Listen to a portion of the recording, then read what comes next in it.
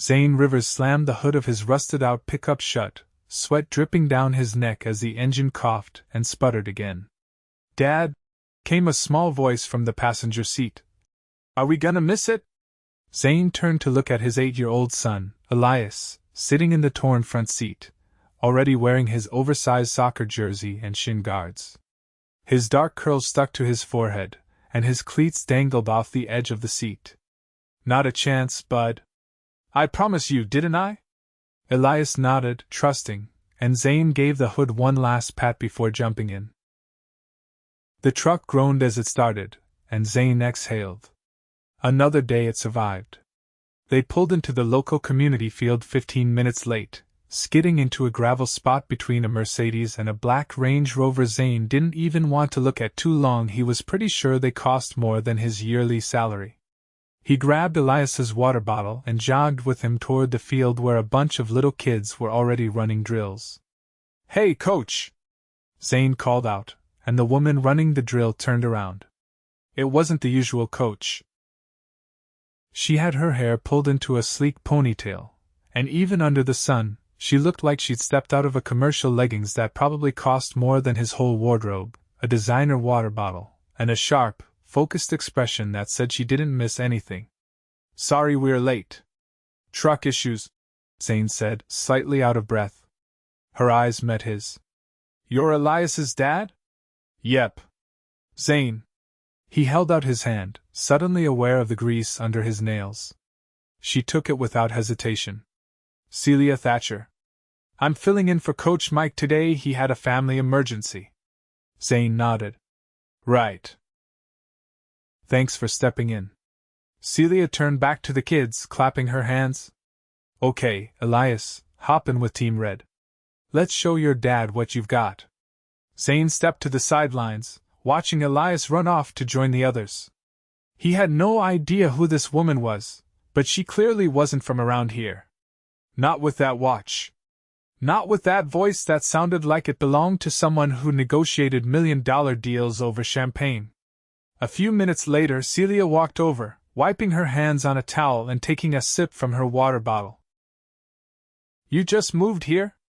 Zane asked, trying to sound casual. Celia smiled. "Something like that. I've had a place here for a while. Never really had a reason to use it until now." Zane raised a brow. "Most people don't have a place in this town unless they've been here their whole life." She laughed lightly. "I guess I'm not most people." He tilted his head. "So what brings you to Saturday morning chaos and screaming 8-year-olds? "My son Ezra. He's out there with Elias." She pointed, and Zane followed her gaze to a lanky kid with sandy hair chasing the ball with more enthusiasm than skill. Zane grinned. "Ezra's got spirit. He gets it from me." Zane stuffed his hands in his pockets. "You don't seem like the soccer mom type. And you don't seem like the show-up-to-every-practice kind of dad." Zane's smile faded a little. "I make time. Even if I have to fix engines between deliveries to do it." Celia's eyes softened. "That's more than a lot of parents do." He shrugged. "We do what we can." After practice, as the kids ran to their parents, Celia handed Ezra a protein bar from her designer tote, while Zane dug through his glove compartment for a granola bar that wasn't expired. "Elias," Celia called. "You want one too?" Zane looked up. "You don't have to, it's just a snack, Zane," she said, with a smile that made his chest tighten for some reason. "I promise I won't invoice you." Elias took the bar like it was made of gold. "Thanks, Miss Thatcher." Celia crouched to his level. "You can call me Celia." As they walked back to the parking lot, Zane noticed her car was the Range Rover. "Of course." She clicked the key fob, and the trunk popped open like it knew how rich she was. Zane tried not to stare. But Celia noticed. "It's just a car." "Yeah," Zane muttered. "A spaceship of a car." She laughed. "It gets me from board meetings to soccer fields." Zane blinked. "Board meetings?" Celia looked like she'd slipped. "I run a company. It's complicated." "Right." Zane said, trying not to sound surprised. Let me guess. Marketing? Tech investment, she said. I'm sort of the CEO. Zane stopped in his tracks. Wait. Like a real CEO? Celia shrugged too casually. Like a billionaire CEO. He stared at her. She smiled. Still want to split orange slices next Saturday? Zane let out a laugh. You're something else. Celia's eyes sparkled. So are you, Zane Rivers. He drove home that afternoon thinking about two things. One, Elias had scored his first goal. And two, he might have just met the most interesting woman he'd ever laid eyes on. The next Saturday morning, Zane arrived 10 minutes early. Not because the truck was behaving, it wasn't, but because Elias had set an alarm and dragged him out of bed with the kind of relentless energy only a child could harness. Zane barely had time to gulp down half a cup of lukewarm coffee before Elias was yanking on his sleeve, shouting about shin guards and juice boxes. They were the first ones at the field.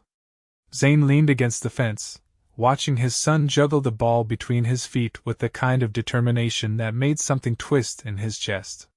He didn't have much to give Elias, no big house, no fancy clothes, but he had this. Time. Presence. That had to count for something. A sleek white SUV rolled into the lot, tires crunching the gravel softly. The driver's side door opened and Celia stepped out, this time in running shoes and a light windbreaker. Not a stitch of makeup, but she still looked like she belonged on a billboard. She walked over with Ezra jogging beside her, face bright. Ezra's been talking about this all week, she said by way of greeting. Zane nodded toward Elias.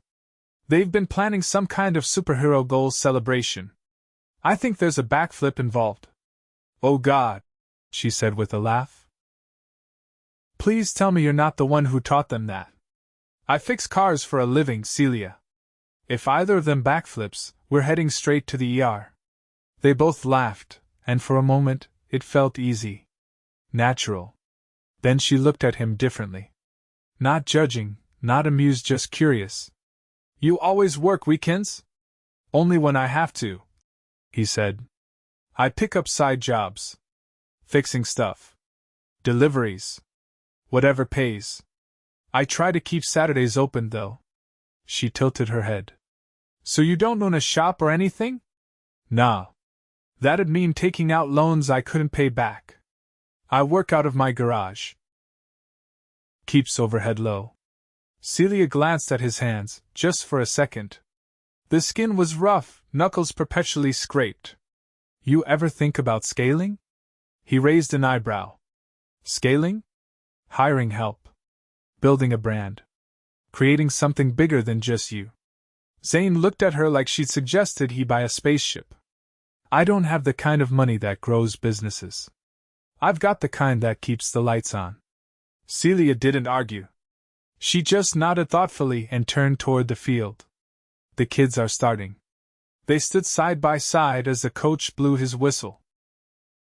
Ezra and Elias lagged behind the others, giggling about something that involved finger guns and imaginary explosions.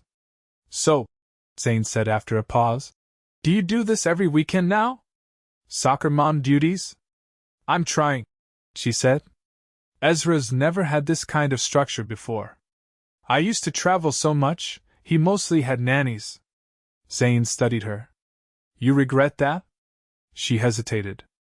I regret not realizing sooner what he needed. I thought giving him everything meant everything but myself. He said nothing, but the silence between them wasn't uncomfortable. It was heavy with understanding. After the scrimmage ended, the kids ran off toward the water cooler. Celia pulled her car keys from her pocket, then glanced at Zane. Do you want to grab a coffee or something before you head out? Zane blinked. With you? No, with the ghost of my assistant, she said dryly. Yes, with me. He hesitated. I've got Elias. Bring him. Ezra loves company. They ended up at a cafe on the edge of town, one of the few places Zane didn't feel out of place.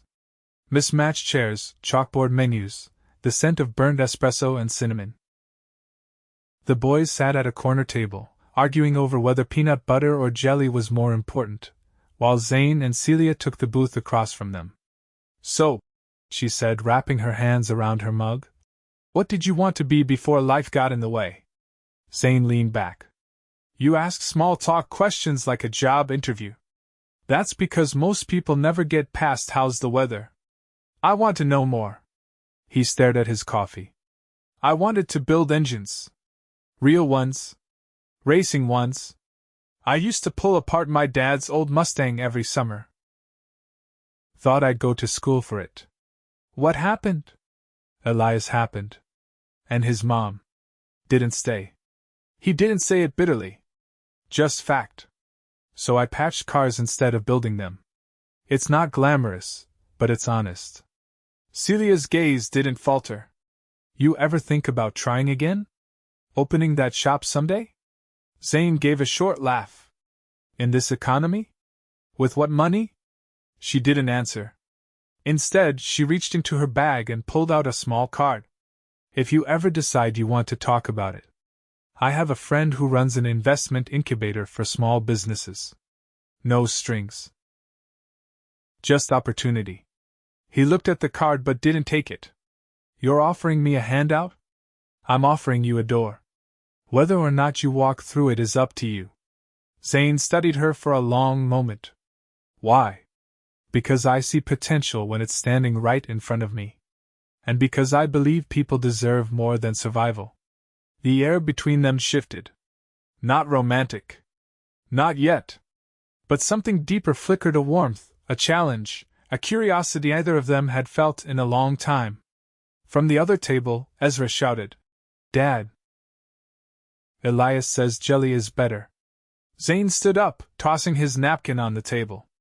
"Clearly, my son's been brainwashed." Celia laughed, standing too. "You going to challenge that with logic or toast?" He glanced at her with a grin. "Only one of those comes with raspberry filling." As they walked back to the car, Elias ran ahead with Ezra, their laughter echoing down the sidewalk.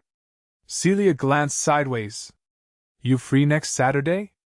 Zane looked at her. "Depends. Are we talking coffee, orange slices, or business proposals?" Her smile was slow, confident. "Maybe all three." This time, he took the card. Not as an answer. Just as a maybe. The following weekend brought a break in the weather. The sky rolled with thick gray clouds, and a cool breeze swept over the soccer field. Zane tightened Elias's jacket around his shoulders and glanced up at the churning sky. "Think we'll get rained out?" he asked, keeping his tone light though his gaze stayed on the darker clouds forming in the west. Celia, standing beside him with her arms crossed against the wind, glanced up. "We've got 20 minutes, maybe 30. If we're lucky, the kids will burn off enough energy before it hits." Zane looked over at the field where Elias and Ezra were mid-game. "They won't care if it pours. They'd play through a hurricane." She smiled, her attention briefly following Ezra's darting movements. "Ezra's been falling asleep with his cleats on. I had to sneak them off him twice this week." Zane laughed. "Elias sleeps with a flashlight in case I get called for a night shift. He says he wants to keep the porch light on so I don't trip." Celia's smile faded just slightly, replaced by something quieter. "He looks up to you." Zane shifted his weight. "I'm just doing what I can. You're doing more than most people ever bother to." They stood in silence for a beat before a sudden shout from the field drew their attention. Elias had scored, and Ezra tackled him in celebration. The boys rolled in the grass, laughing as the whistle blew. Zane's eyes stayed on his son, a soft pride flickering in his chest. Celia tucked her hands deeper into her coat. "You know, I've been thinking about that idea we talked about. The shop." He didn't look at her. "I haven't." "Why not?" "Because it's not real. That's the kind of thing people like you can imagine. I'm just trying to finish the month with groceries." Celia's voice was calm, but it didn't waver. "That's exactly why you should think about it. You've been carrying everything on your back for years. You deserve a chance to build something that doesn't break you." Zane turned to her. And what, you're just going to fund it? Out of charity? No, she said simply. Out of investment. I don't throw money at pity. I invest in potential. And you, Zane, have more of it than most of the people I sit in boardrooms with. He stared at her, unsure whether to be flattered or insulted. What's the catch? There isn't one. But you need to do the work. Business plan. Projections. Suppliers. Location. You don't get to coast just because someone believes in you. He shook his head slowly. You really think I could pull something like that off? I don't think. I know. Before he could respond, a fat drop of rain landed on his forehead. Then another. Within seconds, the sky opened, and the field erupted in shrieks as kids scrambled for the sidelines.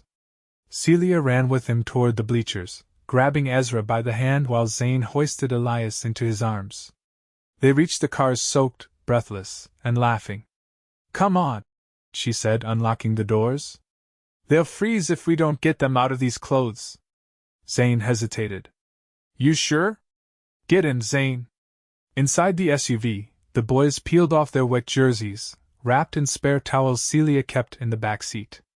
She handed Zane a travel mug from her center console and turned the heat up. I keep extras, she said. Ezra used to get carsick. I came prepared. Zane took a sip and blinked. This is actually good. She raised a brow. I'd hope so. That's from a little place in Florence. I fly it in. He nearly choked. You fly in your coffee? Only the beans. I grind them myself. I'm not completely spoiled. Zane glanced at her sideways. You are a long way from my world. I know, she said, her gaze steady. But that doesn't mean we can't meet somewhere in the middle. They dropped the boys off at her place so they could change into dry clothes. Zane followed her through the massive glass doors of a house that looked like something out of a magazine. Hardwood floors, minimalist furniture, high ceilings. He tried not to stare, but every corner screamed wealth in a language he didn't speak. Kitchen's that way, she said, nodding left. You want something besides coffee? I've got fresh juice, soup, pasta, Celia. He interrupted. Do you even hear yourself? She paused. What do you mean? You just offered me a menu like you're a hotel. And it's not even weird for you. She crossed her arms. You think that makes me less real? No. I think it makes it harder to believe this is real. She stepped forward. What do you want me to say? That I've never had more than $20 in my wallet? That I've lived paycheck to paycheck counting gas miles? I haven't. But that doesn't mean I don't understand what matters. Zane's jaw tightened. And what's that? Showing up. When it counts. For the people who need you. They stared at each other for a long moment. The silence was broken by the sound of feet pounding down the stairs. Ezra and Elias burst into the room, now wearing matching pajamas. Mum, Ezra called. Can we show Elias the movie room? Zane blinked. You have a movie room? It's not that impressive, Celia said quickly. Does it have a popcorn machine? Yes. Zane laughed. Okay, that's impressive. She rolled her eyes. Go ahead, she told the boys. But no soda. The kids disappeared, and the house quieted again. Zane looked around. This is not the life I imagined walking into when I signed Elias up for soccer. Celia leaned against the counter. It's not the life I imagined when I moved here either. He glanced at her, something shifting behind his eyes. I don't know what this is. It doesn't have to be anything complicated. It just has to be honest. Zane looked down at the mug in his hands, then back up at her. I'm not used to people offering me things without expecting something back. Then maybe it's time someone did. Outside, the rain came down harder. Inside, something else began to soften. Neither of them said it, but both of them felt it. Whatever had started on a soccer field was no longer about cleats and orange slices. It was a beginning. and beginnings had a way of rewriting everything. 2 weeks later, Zane stood in front of the small cinderblock building on the edge of town, holding a ring of keys Celia had placed in his palm just 3 days ago. The sign overhead was faded, the inside filled with dust and forgotten tools, but the structure was sound. More than sound, it had potential. That word again. He turned the lock, pushed open the door, and was greeted by the scent of oil and dry air. Elias stood beside him, wide-eyed. "This is yours now?" Elias asked, his voice hushed like they were stepping into a sacred place. "It's ours," Zane said. "If we want it to be." Later that afternoon, he found himself crawling under the first engine he touched for his own business. Not for someone else's paycheck. Not just to make rent. This time, it was different. He didn't even realize how long he'd been working until the sound of heels across concrete made him look up. Celia stood at the entrance, her coat draped over one arm, a bag of takeout in the other. "You didn't answer your phone," she said, stepping over a coil of hose. "I figured that meant you skipped lunch." Zane sat up, wiping his hands on a rag. "You didn't have to, I wanted to," she said, setting the food down on a battered workbench. "And besides, I needed an excuse to get away from a meeting full of venture capitalists who think they're clever because they say synergy with a straight face." He gave her a look, then gestured toward the open garage door. "You think you'll survive all this small-town grit?" "I've survived worse," she said, pulling 2 sandwiches from the bag. "Try being the only woman in a room of men who assume you're the assistant. I'd rather take apart a transmission." She handed him a sandwich. "Exactly." As they ate, she wandered around the space, noting the cracked tile, the broken light fixtures, the shelves that leaned slightly left. "You're going to need a new sign," she said. "Yeah. Thinking of calling it Rivers Auto." She turned, surprised. "Not flashy. Not trendy. Just honest. Like the work." She nodded. "I like it." Zane watched her as she circled the space. There was something different about her today. Less polished, maybe? Her blouse was rumpled from the drive, and her hair had slipped from whatever style it had started in. She looked like she belonged there, and the thought threw him off balance. "You ever wonder what you'd be doing if you weren't a CEO?" he asked suddenly.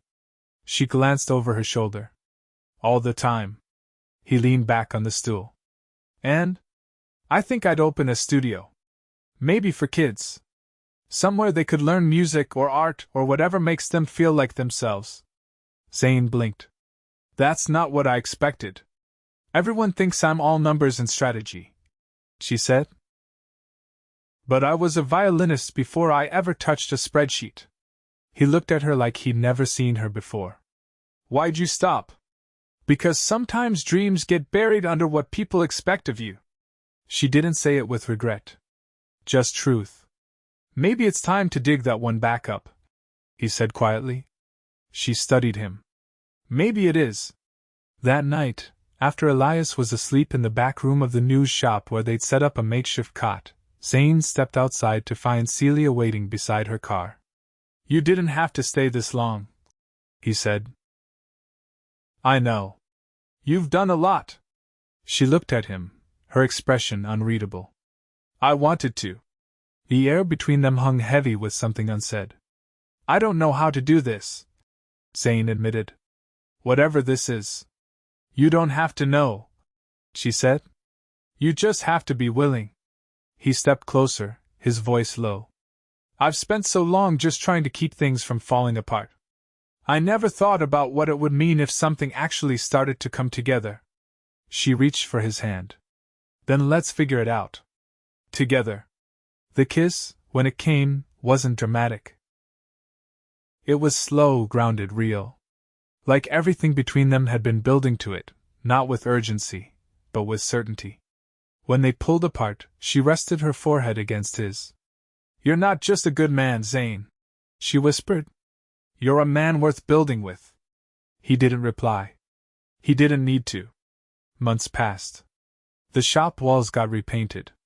The sign went up, bold and unpretentious, Rivers Auto. The line of customers grew, most of them from the town, some from nearby cities thanks to a quiet nudge from Celia's contacts. Elias and Ezra became inseparable. They played on the same team, now coached by Zane on Saturdays, with Celia cheering from the sidelines, always arriving with snacks and somehow always knowing when someone needed a new pair of cleats without being told. One evening, after closing up, Zane came home to find a string of lights hung across his tiny front porch. Celia stood beneath them, holding a small box. He raised an eyebrow. "What's this?" "Open it," she said. Inside was a folded piece of paper. A deed. His name on it. The house. He looked up at her, stunned. "I bought it from your landlord," she said. "And I'm giving it to you." His voice was barely a whisper. "Why?" "Because you deserve something that's yours. Not borrowed. Not temporary. Just yours." He didn't speak for a long time. Then he pulled her into his arms and held her like she was the only real thing in the world. Later that year, they married under the same string of porch lights, surrounded by their boys and a town that had watched it all unfold. There were no tuxedos, no fountains of champagne. Just honest vows, soft music, and the kind of joy that didn't need extravagance to feel immense. Celia wore a simple dress. Zane wore his best button-up. Elias and Ezra wore matching ties and grinned like they'd orchestrated the whole thing. And as they stood together, hands clasped, hearts steady, it wasn't about money or status or what they'd built separately. It was about what they'd built together. A life. A family. A future. The morning of the town's annual festival dawned with golden light spilling through the windows of the small home Zane and Celia now shared. From the kitchen came the sound of quiet laughter. Ezra and Elias huddled over a lopsided tower of pancakes, their syrup-drenched whispers mixing with the hiss of bacon in the pan. Zane flipped the last pancake onto a plate and nudged the boys toward the table. "Eat now. You'll need the energy if you're going to beat everyone at the sack races." Elias grinned. "Ezra says he's faster than me now." "Then Ezra's about to get humbled," Zane replied, tousling his son's hair. Behind him, Celia entered, barefoot and still in one of Zane's shirts. Her hair was swept into a loose braid, and her smile was quiet content, not polished. She wrapped her arms around Zane from behind and rested her chin on his shoulder. "You boys better not tear your clothes. I only have so many stain-removing miracles left in me," she said, voice warm. Zane turned enough to kiss her forehead. "We'll try not to disgrace you." Later, the four of them arrived at the festival grounds, which had overtaken the town square with food stalls, music, and the unmistakable smell of kettle corn. The mayor stood near the entrance, shaking hands and pretending not to glance at Celia twice. She offered him a polite nod and moved on, already scanning the crowd for the arts table Ezra had been eager to visit. Zane noticed the glances. They were subtle, but present. People still weren't sure what to make of them as a couple. A billionaire woman who could have lived anywhere, married to a man who spent half his life covered in grease. But she didn't seem to notice or care. "You nervous?" he asked, falling into step beside her. "I've made billion-dollar decisions under pressure." "I think I can handle a pie-eating contest," she said, her tone dry. "I meant being out here. With me. With us. Like this." She stopped walking and looked at him. "I'm exactly where I want to be." They didn't need to say more. He kissed her, not with urgency but with the quiet certainty that had defined everything between them since the beginning. Across the square, a few familiar faces waved them over. Zane spotted Dean, an old friend and now full-time employee at Rivers Auto, helping set up a booth with the new logo on a banner. Next to him stood a woman he didn't recognize, tall, with sharp cheekbones and a clipboard. She gave Celia a nod of respect. "Zane," Dean called. "You're just in time to lose the three-legged race." Zane raised a brow. "You planning to beat me while holding that clipboard?" Dean motioned to the woman beside him. "This is Marissa. She's the local small business liaison Celia brought in. Help get our federal certification. She's got ideas. Zane turned to Celia. You didn't say anything about that. You've been busy. I didn't want to distract you. You're building something behind the scenes again. She met his eyes. I'm not trying to control it. I'm trying to protect it. I want Rivers Auto to be something that lasts. Even when we're old and gray. He took her hand. You think we'll still be doing this when we're gray? I plan to be more stylish than gray. But yes. I do. The days stretch long and sun-drenched, filled with the kind of chaos only small towns and sugar-fueled children could create. Zane lost the three-legged race to Dean, narrowly avoided disaster in the pie-eating contest, and tackled Elias into a hay bale during the father-son relay. Celia painted Ezra's face like a tiger, and somehow ended up judging the chili cook-off after one of the original judges fainted from the heat. As the sun dipped below the rooftops and string lights flickered on across the square, a slow song began to play from the bandstand.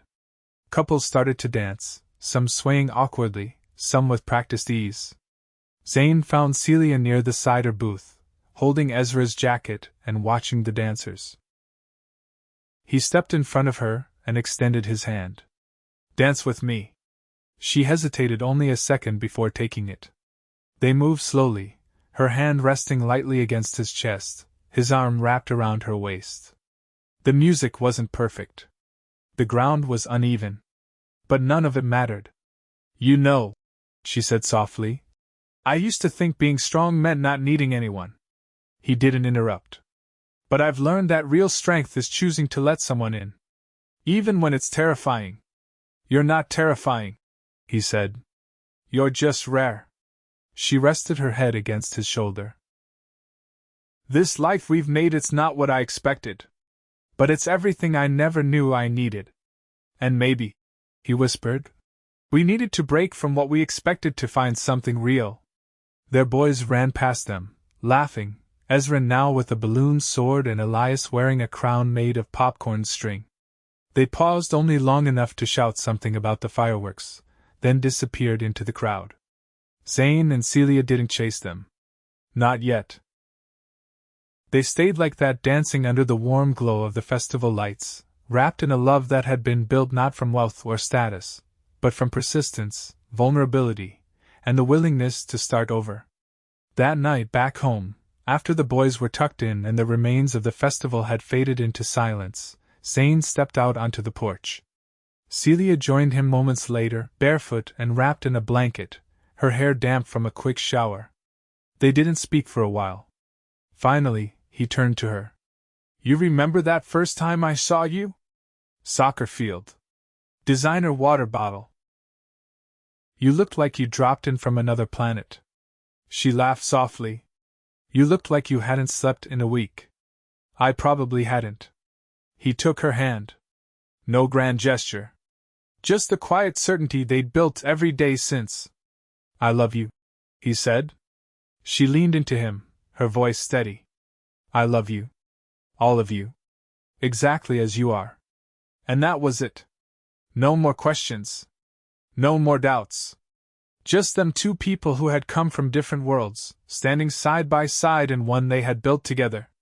The next morning, they woke to the sound of their sons playing outside. The house smelled like toast and pine. The shop would open later. The world would keep spinning. But for now, there was peace. There was laughter. There was love. And it was enough to last forever.